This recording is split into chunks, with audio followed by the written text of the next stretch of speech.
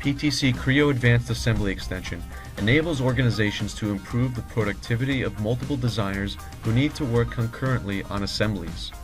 It also includes tools that support the design of assembly variants and creation of assembly process plans. In many cases, it is not practical or efficient to work with an entire assembly, but the design intent needs to be maintained at the sub-assembly level. This is especially true for very large assemblies and distributed teams. Using AAX, critical design information can be incorporated into sub-assemblies to ensure that the parametric relationships are maintained. As each designer, working in parallel, further details their individual subassembly, they can confidently design with the knowledge that if the lead designer changes the primary design intent, their subassembly will adapt.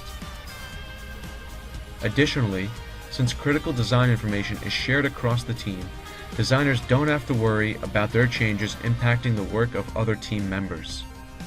This ability to truly support concurrent engineering provides your design team with significant productivity benefits. PTC Creo Advanced Assembly Extension enables more effective collaboration for design teams who need to work concurrently on assemblies.